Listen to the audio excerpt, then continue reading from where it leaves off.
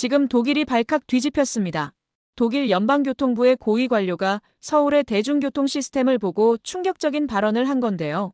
이제 독일이 서울을 배워야 한다는 그의 보고서가 유럽 교통 시스템의 자존심이라 불리던 독일의 교통개혁 논쟁으로까지 번지고 있습니다. 심지어 보수 성향의 일부 정치인들까지 서울을 모델로 삼자고 주장하며 나서고 있다고 합니다. 도대체 그는 서울의 교통에서 어떤 모습을 목격했던 걸까요? 지금부터 그 놀라운 이야기를 들려드리겠습니다. 사연 시작 전 좋아요와 구독 버튼 눌러주시면 콘텐츠 제작에 큰 힘이 됩니다. 그럼 사연 시작하겠습니다. 저는 독일 연방교통부 디지털혁신팀장 마티아스 바움입니다. 쉽게 말하자면 독일 전역의 대중교통 시스템을 관리하는 사람이죠. 제가 없으면 독일의 교통은 돌아가지 않아요. 그만큼 중요한 직책이기에 일처리는 꼼꼼하고 철저한 편입니다. 가끔 동료들 사이에서 너무 고지식하다는 소리를 듣기도 하지만 저는 제 방식대로 독일의 교통을 지켜왔어요. 그런데 지난 겨울 베를린에서 믿을 수 없는 일이 일어났습니다. 며칠간 기록적인 폭설이 쏟아졌는데 버스와 지하철, 트램이 순식간에 멈춰섰죠. 출근길 사람들이 거리마다 몰려들었고 역사 안은 발 디딜 틈 없이 꽉 찼습니다. 독일 전체가 교통망을 자랑해왔기에 더 큰 충격이었어요. 시민들은 분노했고 뉴스에서는 교통부를 매일같이 질타했습니다. 그리고 그 중심에 제가 있었죠. 하루는 총리실까지 개입해서 비상회의가 열렸습니다. 긴급 대책 마련이 시급했어요. 회의실엔 긴장감이 팽팽히 흘렀고 각 팀장들의 보고가 이어졌습니다. 하르트만 차관이 강한 어조로 말을 꺼냈죠. 지금 상황이 심각합니다. 독일이 왜 이런 혼란에 빠졌는지 원인을 분석하세요. 팀장들이 순서대로 상황을 보고했습니다. 시스템의 노후화 문제, 데이터 예측 실패, 긴급 상황 대응 부족, 다 맞는 말이었죠. 하지만 저는 이 모든 게 독일만의 문제는 아니라고 느꼈습니다. 그래서 입을 열었어요. 다른 나라 사례를 참고할 필요가 있습니다. 최근 한국 서울의 대중교통이 폭설이나 비상 상황에도 안정적으로 운영된다고 들었습니다. 한번 조사해 보겠어요. 그 순간 회의실 분위기가 싸늘해졌습니다. 옆에 앉아있던 팀장 안드레아스가 조소를 담아 말했죠. 마티아스 팀장, 한국을 왜 참고해야 합니까? 기술이 좀 빠르다고 하더라도 독일보다 낫다고 생각하시나요? 다른 사람들도 동의하는 표정이었습니다. 하르트만 차관도 마찬가지였죠. 마티아스, 독일은 교통 시스템의 기준입니다. 한국 시스템과 우리는 규모나 구조도 다르고요. 쓸데없는데 힘 빼지 말고 현실적인 방법이나 찾으세요. 회의실에서의 냉랭한 반응에 저는 잠시 망설였습니다. 하지만 답답했어요. 도대체 독일은 언제부터 이런 오만함으로 가득 찼을까요? 제가 가진 신념은 단순했습니다. 좋은 건 배우는 게 맞아요. 유럽이 기준이라 믿어온 오랜 자부심도 때론 걸림돌이 될 수 있으니까요. 결국 그날 저는 한국 서울로 떠나기로 결심했습니다. 직접 가서 제 눈으로 확인해야겠다고 생각했죠. 비웃음이 가득한 회의장을 나오며 동료들의 시선을 뒤로하고 혼잣말로 다짐했습니다. 좋습니다. 그럼 직접 확인하죠. 서울이 정말 배울 게 없는 도시인지 아니면 우리가 놓치고 있는 무언가가 있는지. 베를린에서 인천까지 11시간, 긴 비행을 마치고 서울에 도착했습니다. 막상 서울행을 결정했을 때는 의욕에 차 있었는데 도착하자마자 피곤과 긴장이 몰려왔어요. 혹시 서울까지 와서 독일에서 비웃던 동료들 말처럼 아무것도 얻지 못하고 돌아갈까 걱정되기도 했습니다. 그래도 이왕 왔으니 뭐라도 찾아보자는 생각으로 숙소로 가는 버스를 탔죠. 창밖으로 보이는 서울 풍경은 깔끔했고 높은 빌딩들 사이로 촘촘히 연결된 도로들이 보였습니다. 차들은 빼곡했지만 신기하게도 막히지 않고 부드럽게 도로를 달렸죠. 숙소에 짐을 푼 뒤 잠시 쉬었다가 저녁 무렵 본격적인 현장 조사에 나섰습니다. 날씨는 생각보다 추웠죠. 독일 사람인 제가 추위를 느낄 정도였으니 서울의 추위가 만만치 않다는 걸 알겠더군요. 저는 광화문 근처 정류장으로 갔습니다. 퇴근 시간이라 사람들이 많을 거라는 예상은 맞았지만 그 장면은 제가 알고 있던 풍경과는 조금 달랐죠. 정류장에는 사람들이 긴 줄을 만들어 기다리고 있었습니다. 버스가 연이어 도착했지만 밀치거나 새치기 하는 사람은 없었습니다. 유럽에서 흔히 보던 불편한 장면들이 서울에선 자연스레 배제된 느낌이었죠. 사람들의 표정엔 조급함이나 불편함이 보이지 않았습니다. 저는 살짝 당황했고 이유를 알아보고 싶어 근처에서 기다리던 중년 남성에게 물었습니다. 버스가 제 시간에 오지 않으면 불편하지 않습니까? 그는 잠시 놀란 표정으로 저를 바라봤다가 이내 웃으며 답했습니다. 거의 정확하게 와요. 조금 늦어도 금방 다음 버스가 오니까 괜찮습니다. 사람들은 익숙한 듯이 도착 안내 전광판을 바라보며 조용히 기다렸습니다. 그 시각 제 눈을 가장 끌었던 건 정류장 벤치였어요. 앉아보니 애자 바닥이 따뜻했습니다. 난방이 들어오는 의자였죠. 이런 의자는 제가 독일에서 보지 못했던 것입니다. 마침 곁에 있던 젊은 여성에게 다시 물었습니다. 이 정류장은 난방까지 되네요. 서울 모든 정류장이 이렇습니까? 여성은 웃으며 말했습니다. 모든 정류장은 아니고요. 주로 주요 정류장들만 이렇게 해놨어요. 겨울엔 추우니까요. 정부가 참 친절한 배려를 했군요. 아무래도 서울 시민들이 원하고 필요하니까요. 그녀의 마지막 말이 머릿속에서 계속 맴돌았습니다. 시민들이 원하고 필요하니까. 베를린에서 몇 번이나 회의를 거듭하며 논의했던 주제였죠. 그런데 서울은 그 문제를 너무나 간단히 풀고 있었습니다. 의자는 따뜻했고 시민들은 불평하지 않고 있었죠. 독일의 시스템이 제대로 작동하지 않으면 사람들은 쉽게 화를 냅니다. 그건 어쩌면 당연한 일이죠. 그러나 서울은 시민을 편하게 해주고 있었고 시민은 서울을 신뢰하고 있었습니다. 그날 밤 숙소로 돌아오며 저는 의아함과 놀라움을 동시에 느꼈습니다. 따뜻한 의자 하나가 왜 이렇게까지 신경 쓰이는지 서울시의 배려가 대단하다 생각했죠. 작은 의자 하나에도 시민을 생각하는 마음이 담겨 있다는 걸 처음 느꼈습니다. 저는 속으로 이렇게 생각했죠. 어쩌면 내가 서울을 과소평가했던 걸지도 모르겠다. 이튿날 아침 저는 서울시 교통정보센터를 방문하기 위해 일찍 길을 나섰습니다.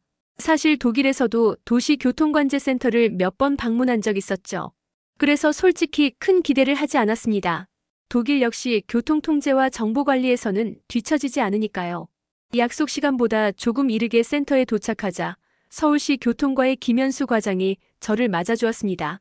밝고 깔끔한 인상을 가진 김현수 과장은 능숙한 독일어로 인사를 건넸습니다. 반갑습니다. 마티아스 팀장님. 서울 교통 시스템에 관심 가져주셔서 감사합니다. 그렇게 김현수 과장의 안내로 저는 센터 내부로 들어섰습니다.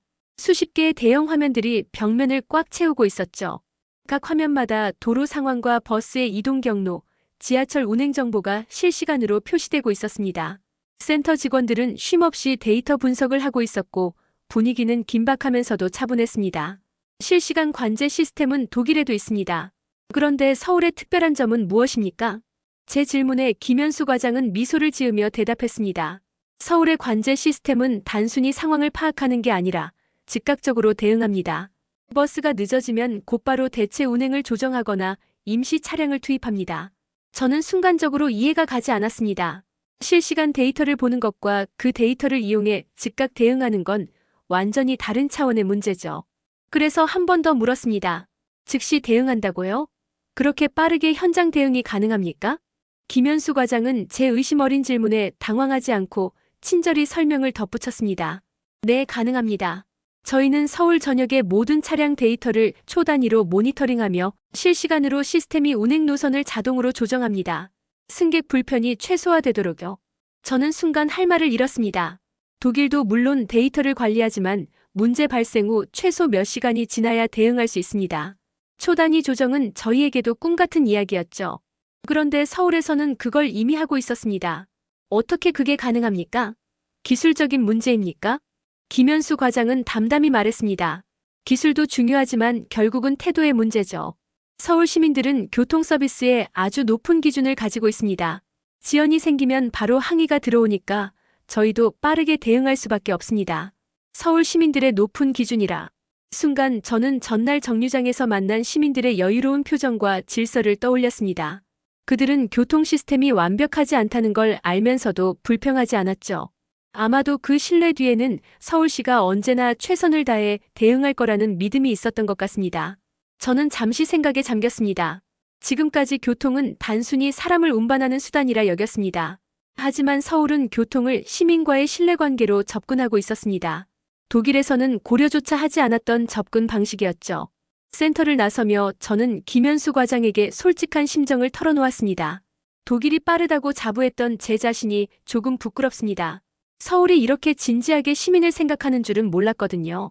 김현수 과장은 웃으며 겸손히 답했습니다. 별 말씀을요. 독일에서 오신 분께 이런 말씀을 들으니 오히려 제가 더 부끄러워지네요. 교통정보센터를 나온 뒤 김현수 과장은 점심 식사를 마치고 특별한 곳으로 저를 안내했습니다. 서울시의 공공자전거 대여소였죠. 서울에서는 따릉이라고 부른다고 합니다. 독일에서도 공공자전거 시스템이 있지만 베를린의 시스템은 자주 고장나고 관리가 부실하다는 비판을 받고 있었어요. 그런 점에서 서울의 시스템이 어떻게 운영되는지 궁금했습니다. 마티아스 팀장님, 저희 따릉이는 서울 시민들의 일상 교통수단으로 자리 잡았습니다. 직접 체험해 보시는 게 어떨까요? 김현수 과장은 큰 미소와 함께 제안했습니다. 저는 잠시 망설였지만 이왕 여기까지 왔으니 직접 경험해 보는 게 좋겠다 싶었죠. 과장님의 도움으로 앱을 설치하고 회원가입을 마쳤습니다. 서울시 공공앱으로 간단히 대여할 수 있다는 점이 놀라웠어요. QR코드만 스캔하시면 바로 이용하실 수 있습니다. 별도의 카드나 열쇠가 필요 없어요. 저는 앱으로 QR코드를 스캔했고 자전거 거치대에서 딸깍 소리와 함께 자전거가 풀렸습니다. 독일에서는 회원카드를 별도로 발급받거나 때로는 현장에서 담당 직원을 찾아야 하는 경우도 있는데 서울은 완전 무인 시스템이었죠. 한강변을 따라 자전거 도로가 잘 정비되어 있습니다. 그쪽으로 한번 달려보시죠. 한강변으로 향하는 길, 자전거 도로는 자동차 도로와 명확히 구분되어 있었고 곳곳에 자전거 우선 표시가 있었습니다. 독일에서도 자전거 도로가 있지만 서울의 도로는 훨씬 넓고 깨끗했어요. 무엇보다 인상적인 건 다른 자전거 이용자들의 모습이었습니다. 서울 시민들이 자전거를 타는 방식을 보세요. 얼마나 질서정연한지. 김현수 과장의 말대로였습니다. 신호를 철저히 지키고 속도를 적절히 조절하며 보행자를 배려하는 모습이었죠. 앞선 자전거가 느리게 가면 인내심을 갖고 따라가거나 안전하게 추월했습니다. 베를린에서 종종 볼 수 있는 자전거 이용자들의 과격한 주행이나 보행자와의 충돌은 찾아볼 수 없었어요. 한강변에 도착했을 때 그 경치에 압도되었습니다. 강을 따라 수십 킬로미터에 걸쳐 자전거 도로가 이어졌고 주말임에도 수많은 시민들이 자전거를 타고 있었죠. 운동을 위해, 여가를 위해, 혹은 단순히 이동을 위해서. 이런 공간이 도시 한가운데 있다니 정말 놀랍네요. 네, 서울은 인구 밀도가 높지만 시민들의 삶의 질을 위한 공간도 많이 확보하려고 노력합니다. 자전거를 타고 한강변을 달리다 보니 따릉이 대여소가 매우 촘촘히 배치되어 있다는 것도 알게 됐습니다. 대략 500m마다 하나씩 있어서 어디서든 쉽게 빌리고 반납할 수 있었죠. 이 모든 자전거와 대여소를 어떻게 관리하는 건가요? 파손이나 도난은요? 김 과장은 잠시 멈춰서서 설명했습니다. 물론 파손이나 도난 문제가 전혀 없는 건 아닙니다. 하지만 놀라운 건 시민들이 자발적으로 시스템을 보호한다는 거예요. 고장난 자전거를 발견하면 즉시 신고하고 다른 이용자를 배려하는 문화가 형성되어 있습니다. 그 말을 듣는 순간 저는 문득 깨달았습니다. 서울의 공공자전거 시스템이 효율적으로 운영되는 비결은 첨단 기술이나 관리 시스템만이 아니었어요.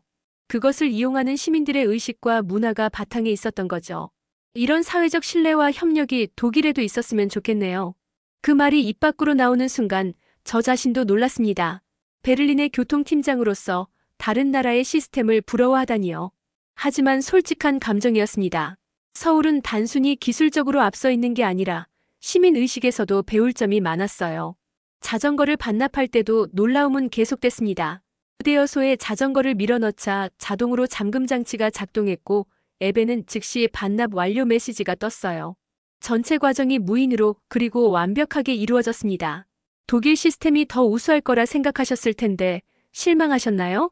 김현수 과장의 질문에 저는 고개를 저었습니다. 아니요, 오히려 많은 걸 배웠습니다. 서울의 시스템은 기술과 사람이 조화를 이룬 좋은 사례예요. 베를린에서는 기술 개발에만 집중하고 시민의식 형성은 소홀히 했던 것 같습니다. 자전거에서 내려 다시 걸으며 저는 서울 시민들의 모습을 유심히 관찰했습니다. 그들은 자전거를 타면서도 서로를 배려하고 규칙을 지켰죠. 그것이 강제된 것이 아니라 자연스러운 문화로 자리 잡았다는 점이 인상적이었습니다. 이런 사회적 신뢰, 독일도 가질 수 있을까? 저는 마음속으로 중얼거렸습니다. 지금까지 교통 시스템의 성공을 첨단 기술과 효율적인 관리라고만 생각했던 제 관점이 서서히 바뀌고 있었어요. 좋은 시스템은 기술만으로 완성되는 게 아니라 그것을 사용하는 사람들의 의식과 문화가 함께할 때 비로소 진정한 가치를 발휘한다는 것을요. 김현수 과장은 제 생각을 읽기라도 한 듯 말했습니다. 내일은 지하철을 이용해 보실 건데 그곳에서 더 놀라운 모습을 보실 거예요. 서울 시민들의 진짜 모습을요. 서울에서의 셋째 날 김현수 과장의 추천대로 오늘은 지하철을 이용해 보기로 했습니다. 아침 일찍 호텔을 나와 가장 가까운 지하철역으로 향했죠. 광화문역이었습니다.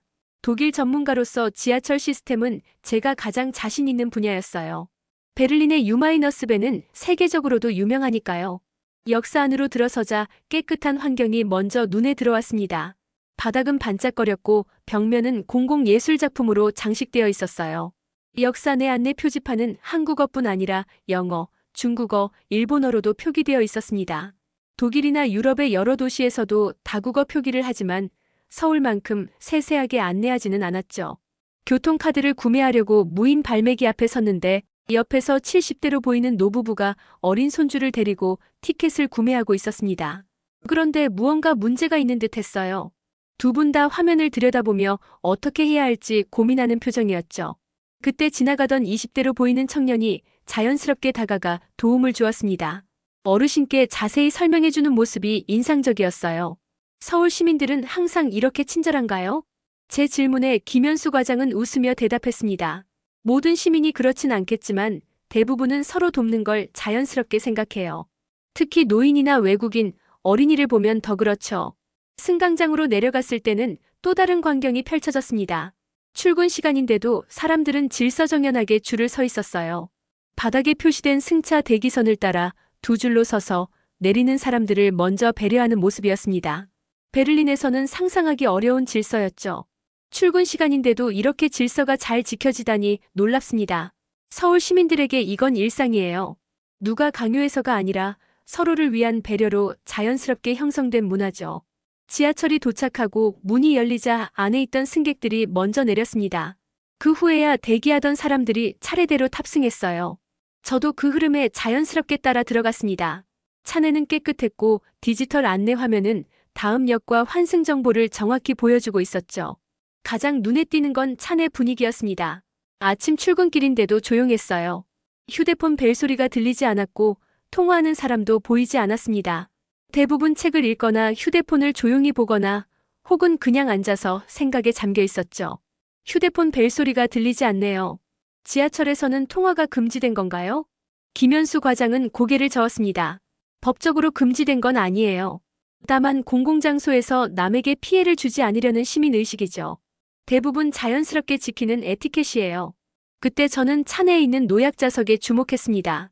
몇 개의 좌석이 특별히 표시되어 있었고 대부분 비어 있었어요. 그런데 갑자기 한 정거장에서 지팡이를 짚은 할머니가 타셨습니다. 즉시 일반석에 앉아있던 젊은 여성이 자리에서 일어나 할머니에게 양보했어요. 할머니는 감사하다는 말과 함께 꾸벅 인사를 했고 여성도 미소로 답했습니다. 이건 법인가요? 아니면 그냥 습관인가요? 제 질문에 김현수 과장이 답했습니다. 아니요. 법이 아닙니다. 습관이고 서로를 존중하는 태도죠. 그 말이 제 마음을 울렸습니다. 베를린에서는 법과 규제로 시민들의 행동을 통제하려는 경향이 있었죠. 하지만 서울은 달랐습니다. 문화와 습관 그리고 상호 존중으로 더 높은 수준의 질서가 유지되고 있었어요. 지하철은 여러 역을 지나며 계속 운행했고 저는 창밖으로 서울의 다양한 모습을 볼 수 있었습니다. 강남, 명동, 홍대 등 각 지역마다 독특한 특색을 가진 역들이 있었죠. 특히 인상적인 건 역마다 그 지역의 특성을 살린 디자인과 안내 시스템이 갖춰져 있다는 점이었습니다. 각 역이 지역 특성을 반영하네요. 이런 세심함이 놀랍습니다. 네, 단순히 어에서 비로 이동하는 수단이 아니라 도시의 일부로서 지하철을 디자인했거든요. 시민들이 매일 사용하는 공간이니까 더 아름답고 편리하게 만들려고 노력해요. 온종일 지하철을 타고 서울 곳곳을 다니며 저는 수많은 시민들의 모습을 관찰했습니다. 중학생들이 노인에게 자리를 양보하고 영어를 잘 모르는 외국인 관광객에게 시민들이 자발적으로 도움을 주는 장면. 역사 내 화장실이 깨끗하게 관리되고 길 안내 로봇이 여행자들을 돕는 모습까지. 그날 저녁 호텔로 돌아오는 길에 김현수 과장에게 물었습니다. 서울 시민들이 이렇게 질서와 배려를 중시하게 된 이유가 뭘까요? 특별한 비결은 없어요. 다만 서로가 조금씩 양보하고 배려하면 모두가 더 편안해진다는 걸 경험으로 배운 거죠. 기술과 시스템도 중요하지만 결국 그것을 사용하는 사람들의 마음가짐이 더 중요하니까요. 저는 깊은 생각에 잠겼습니다. 베를린에서는 항상 더 좋은 기술, 더 효율적인 시스템을 찾아왔어요. 하지만 정작 중요한 건 그것을 이용하는 시민들의 마음가짐과 문화라는 걸 서울에서 비로소 깨닫게 된 것 같습니다. 호텔 로비로 돌아와 오늘의 경험을 정리하며 저는 처음으로 베를린 교통 시스템의 근본적인 문제가 무엇인지 이해하기 시작했습니다. 우리에게 필요한 건 더 많은 규제나 더 발전된 기술이 아니었어요. 시민들의 자발적인 참여와 상호 존중의 문화였습니다. 내일은 어디로 가나요? 김현수 과장에게 물었을 때 그는 이렇게 답했습니다. 내일은 비가 많이 온다고 해요. 그래서 특별히 버스를 타보려고 합니다. 비 오는 날의 서울 교통이 어떤지 보여드릴게요. 저는 벌써 기대가 되었습니다. 서울은 매일 새로운 모습으로 저를 놀라게 했고 제 고정관념을 하나씩 깨뜨리고 있었으니까요. 다음 날 아침 창문을 열자 빗소리가 들렸습니다. 김현수 과장이 예고한 대로 서울에 비가 내리고 있었어요. 오늘은 비 오는 날에 서울 교통을 경험하는 날이라고 했죠. 베를린에서는 비가 오면 교통 상황이 악화되곤 했습니다. 지연, 혼잡, 취소된 운행.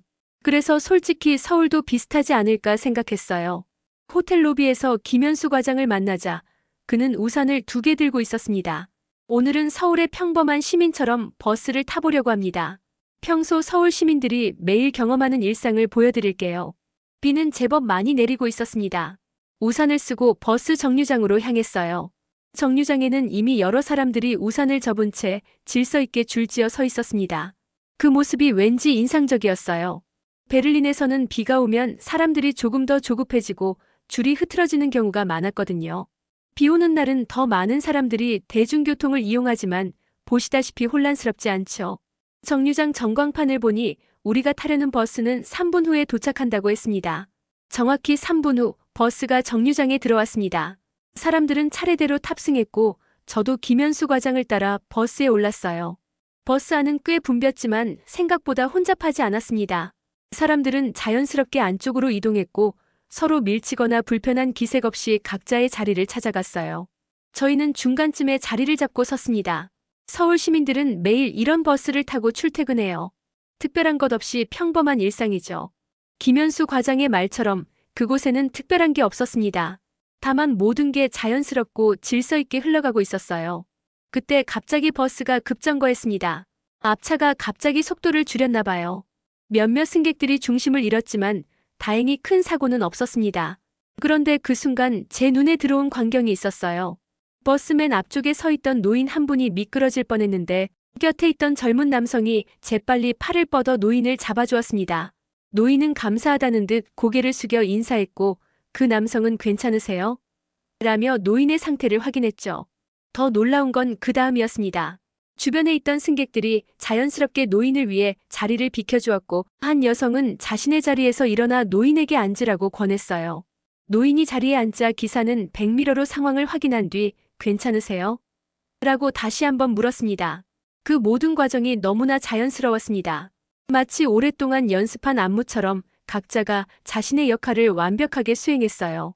누구도 지시하지 않았는데 모두가 본능적으로 서로를 배려하는 모습이었습니다. 방금 본 광경이 정말 인상적이네요. 모두가 자연스럽게 서로를 도왔어요. 별거 아닌 일상이에요. 서울 시민들에게는 이런 모습이 평범한 일상의 일부니까요.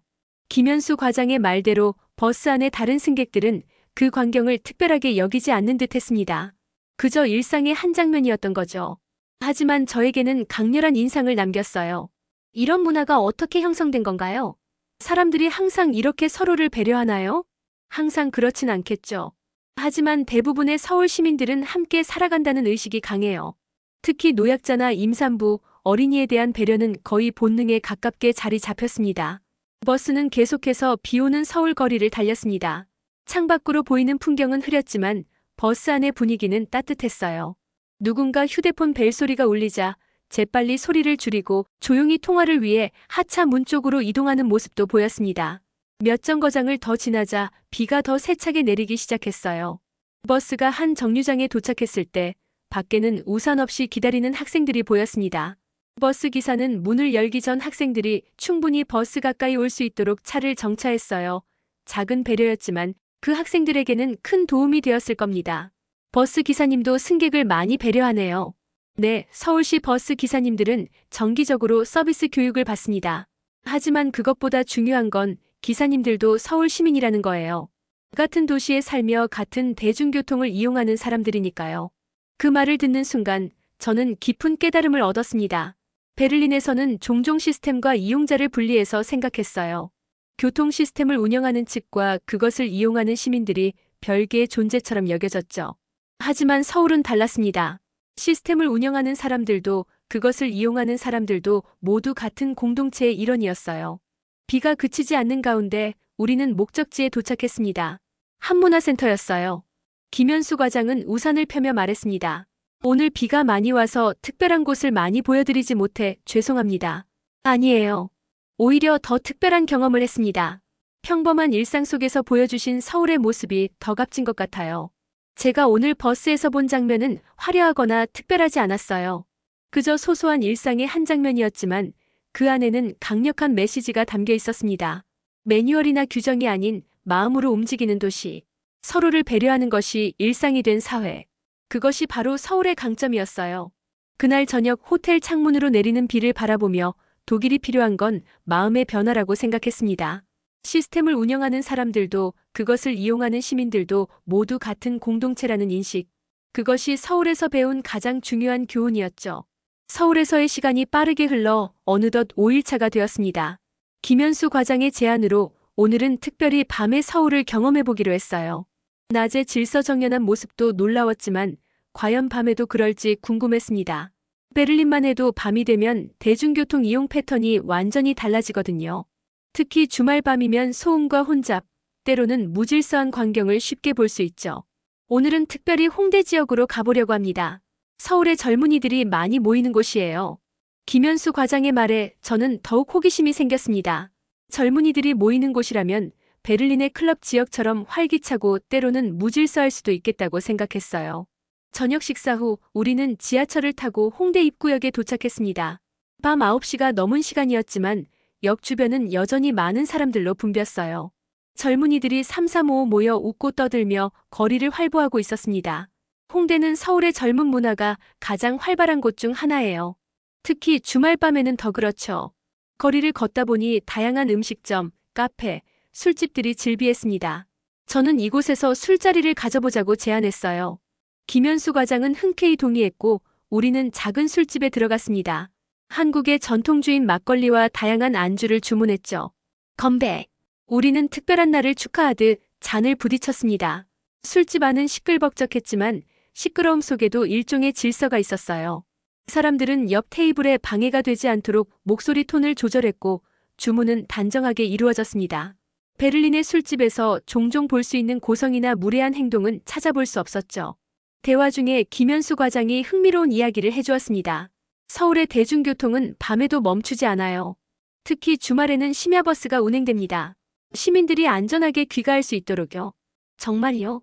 베를린에서도 야간 버스가 있지만 배차 간격이 길고 종종 문제가 발생하곤 합니다. 한번 경험해 보시겠어요? 이제 거의 막차 시간이 다가오는데 버스 정류장으로 가봅시다. 술자리를 마무리하고 우리는 근처 버스 정류장으로 향했습니다. 밤 11시가 넘은 시간이었지만 거리는 여전히 활기찼어요. 그런데 정류장에 도착해보니 놀라운 광경이 펼쳐졌습니다. 정류장에는 여러 명의 젊은이들이 질서정연하게 줄을 서서 버스를 기다리고 있었어요. 그 중에는 외국인 관광객으로 보이는 사람들도 있었습니다. 그런데 한 외국인 남성이 지도를 들고 고민하는 모습이 보였습니다. 영어로 뭔가를 물어보는 것 같았지만 주변 사람들이 영어를 잘 이해하지 못하는 눈치였어요. 그때 정류장에서 기다리던 한 청년이 다가가 영어로 말을 걸었습니다. 외국인은 안도의 표정을 지으며 자신이 가려는 호텔 이름을 말했습니다. 청년은 자신의 스마트폰으로 위치를 확인한 뒤 어떤 버스를 타야 하는지, 어디서 내려야 하는지 자세히 설명해 주었어요. 심지어 목적지까지 가는 경로를 외국인의 지도에 표시해 주기까지 했습니다. 놀랍게도 그 청년은 외국인과 같은 버스를 타고 실제로 그가 내려야 할 정거장에서 알려주겠다고 했어요. 단순히 길을 알려주는 것을 넘어 직접 동행해서 도와주겠다는 것이었습니다. 저는 그 광경을 보며 밤늦은 시간에도 불구하고 낯선 외국인에게 기꺼이 도움을 주는 모습에 깊은 감동을 느꼈습니다. 그것도 특별한 의무감이나 보상 없이 순수하게 타인을 돕고자 하는 마음이 존경스러웠어요. 잠시 후 막차가 도착했습니다. 버스는 예상대로 정시에 왔고 사람들은 차례대로 탑승했어요. 차내는 깨끗했고 취객들도 보이지 않았습니다. 김현수 과장과 함께 호텔로 돌아오는 길, 저는 마음속으로 깊은 깨달음을 얻었습니다. 서울의 대중교통은 단순히 사람을 운송하는 수단이 아니었어요. 그것은 시민들의 일상이자 문화이자 품격이었습니다. 김 과장님, 정말 특별한 경험이었습니다. 서울의 밤은 제가 상상했던 것과 완전히 달랐어요. 어떤 점이 가장 인상적이셨나요? 저는 잠시 생각에 잠겼습니다. 그리고 진심을 담아 말했어요. 이건 더 이상 교통이 아닙니다. 이건 시민의 품격이에요. 김현수 과장은 미소를 지었습니다. 그의 표정에서 자부심과 겸손함을 동시에 읽을 수 있었어요. 호텔에 도착하고 나서 저는 창가에 서서 서울의 밤 풍경을 바라봤습니다. 베를린으로 돌아가면 무엇을 어떻게 바꿔야 할지 이제는 조금 더 명확해진 것 같았어요. 서울에서 배운 교훈은 단순한 기술이나 시스템의 문제가 아니었습니다. 그것은 사람과 사람 사이의 관계, 상호 존중과 배려의 문화였죠. 내일은 서울에서의 마지막 날입니다. 모든 경험을 정리하고 베를린으로 돌아갈 준비를 해야 했어요. 하지만 이제 저는 확신할 수 있었습니다. 이 여행은 단순한 업무 출장이 아니라 제 인생의 중요한 전환점이 될 것이라고. 서울에서 무너진 제 자존심은 사실 새로운 시작을 위한 밑거름이었던 거죠. 베를린 테겔 공항에 도착했을 때 익숙한 독일의 겨울 공기가 저를 맞이했습니다. 서울에서의 일주일은 마치 꿈처럼 빠르게 지나갔지만 그 경험은 제 안에 깊이 새겨져 있었어요. 공항을 나서며 베를린의 풍경을 바라보니 이상하게도 낯설게 느껴졌습니다. 일주일 전과 달라진 건 없는데 달라진 건 제 자신이었던 거죠. 마티아스, 돌아오셨군요. 어떠셨습니까? 서울은? 연방교통부로 출근했을 때 하르트만 차관이 약간의 조소가 섞인 미소로 물었습니다. 내일 회의에서 모든 걸 말씀드리겠습니다.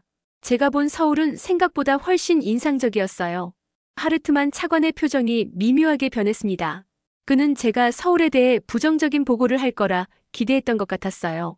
설마 독일보다 나은 시스템이 있을 거라고는 생각지 못했겠죠. 저는 밤늦게까지 보고서를 작성했습니다. 어떻게 하면 제가 경험한 서울의 진면목을 동료들에게 효과적으로 전달할 수 있을까 고민했어요. 단순히 기술적인 데이터나 시스템 분석이 아니라 서울이 가진 진정한 강점인 사람 중심의 철학과 시민의 품격을 어떻게 표현할 수 있을까? 다음 날 회의실은 교통부의 주요 인사들로 가득 찼습니다. 모두의 시선이 저에게 집중되었죠. 긴장된 마음으로 발표를 시작했습니다. 서울은 단순한 기술 모델이 아니라 문화 모델입니다. 첫 문장부터 회의실에 긴장감이 흘렀습니다. 저는 서울에서 경험한 모든 것을 차분히 설명했어요. 온열 벤치에서 느낀 첫 놀라움, 교통센터에서 본 실시간 대응 시스템, 공공자전거의 질서와 신뢰, 지하철에서 마주친 시민들의 배려, 비 오는 날 버스에서 경험한 따뜻함, 그리고 마지막으로 밤의 정류장에서 본 감동적인 장면까지. 베를린과 서울의 가장 큰 차이점은 기술이 아닙니다. 시민의식이죠. 서울은 대중교통을 단순한 이동수단이 아니라 공동체의 일부로 인식합니다. 시민들은 그 시스템을 존중하고 서로를 배려해요. 그리고 그 배려는 법이나 규제가 아닌 문화와 습관에서 비롯됩니다. 발표가 진행될수록 회의실의 분위기가 변했습니다. 처음에는 의심과 불신이 가득했던 표정들이 점차 호기심과 관심으로 바뀌었어요. 발표를 마치자 침묵이 흘렀고 이내 질문이 쏟아졌습니다. 정말 그런 시스템이 가능한가요? 문화적 차이가 있을 텐데요. 우리도 그런 시민의식을 만들 수 있을까요? 한국의 시스템을 그대로 가져올 수는 없겠죠? 저는 차분히 대답했습니다. 맞습니다. 서울의 시스템을 그대로 베를린에 적용할 수는 없어요. 문화적 차이가 있으니까요. 하지만 우리가 배울 수 있는 핵심 가치는 있습니다. 시민을 단순한 이용자가 아닌 파트너로 생각하는 철학. 그리고 기술보다 사람을 우선시하는 접근법이죠. 회의는 예상보다 길게 이어졌고 많은 동료들이 진지한 관심을 보였습니다. 물론 여전히 의구심을 갖는 사람들도 있었어요. 특히 오랫동안 독일 시스템의 우수성을 믿어온 고위 간부들은 제 보고를 반신반의하는 듯했죠. 회의가 끝나고 사무실로 돌아오니 메일함에 한 통의 메시지가 와 있었습니다. 서울에서 만났던 김현수 과장이었어요. 마티아스 팀장님, 독일에 무사히 도착하셨나요? 서울에서의 경험이 도움이 되었기를 바랍니다. 언제든 추가 정보가 필요하시면 연락주세요. 저는 감사 인사와 함께 오늘 있었던 회의에 대해 간략히 전했습니다. 사실 모든 동료들이 제 의견에 동의하지는 않았지만 적어도 대화의 시작점은 마련했다고요. 그로부터 일주일 후 독일의 유력 언론에 한 기사가 실렸습니다. 서울 유럽이 배워야 할 도시라는 제목의 특집 기사였어요. 정확히 어떻게 됐는지는 모르지만 저의 서울 출장 보고서 내용 일부가 언론에 공개된 것 같았습니다. 놀랍게도 그 기사는 큰 반향을 일으켰어요. SNS와 온라인 포럼에서는 독일의 대중교통 시스템에 대한 활발한 토론이 벌어졌고 많은 시민들이 사람 중심의 교통을 요구하기 시작했습니다. 또 정치권에서도 반응이 있었어요. 몇몇 의원들은 서울 시스템 연구를 위한 추가 예산 배정을 요청했고 총리실에서도 관심을 보였습니다. 한 달 후 저는 교통부 내 새로운 프로젝트 팀의 리더로 임명되었습니다. 인간 중심 교통 혁신팀이라는 이름의 특별 태스크포스였어요. 우리의 임무는 베를린의 대중교통을 근본적으로 재설계하는 것과 기술뿐만 아니라 문화적 측면까지 고려한 통합적 접근법을 개발하는 것이었습니다. 프로젝트의 첫 단계로 우리는 시민 참여 워크숍을 열었습니다. 베를린 시민들이 직접 교통 시스템에 대한 아이디어를 제안하고 토론하는 자리였죠. 처음에는 회의적인 시선도 있었지만 점차 진지한 대화가 이루어졌어요. 시민들은 자신들의 경험을 공유하고 더 나은 시스템을 위한 제안을 내놓았습니다. 그로부터 6개월 후 베를린의 몇몇 지역에서 시범 프로젝트가 시작되었어요. 온열 벤치가 설치된 버스 정류장, 실시간 대응 시스템을 갖춘 통합관제, 센터 시민 참여형 자전거 공유 프로그램 등. 물론 아직 시작 단계였고 완벽하지 않았습니다. 하지만 변화는 분명히 시작되고 있었어요. 서울에서의 일주일은 제 인생과 베를린의 미래를 바꾸고 있었죠. 제가 깨달은 것은 서울이 결코 빠른 게 아니었다는 겁니다. 서울은 어떤 기계보다도 정확했고 서로를 배려했으며 그래서 그 누구보다도 강했습니다. 베를린의 밤거리에는 여전히 많은 자동차와 사람들이 오가고 있었어요. 하지만 제 눈에는 조금 다르게 보였습니다. 이것은 단순한 도시 풍경이 아니라 함께 살아가는 공동체의 모습이었어요. 서울에서 무너진 독일의 자존심은 이제 더 넓은 시야와 더 깊은 이해로 다시 태어나고 있었습니다. 이제 베를린도 천천히 서울의 그 길을 따라가려고 합니다. 지금까지 긴 이야기 들어주셔서 진심으로 감사드립니다. 저의 이야기가 여러분께 새로운 시각을 줄 수 있었기를 바랍니다. 오늘의 이야기가 마음에 와닿았다면 구독과 좋아요를 눌러주세요. 다음에도 더욱 흥미로운 이야기로 찾아뵙겠습니다. 감사합니다.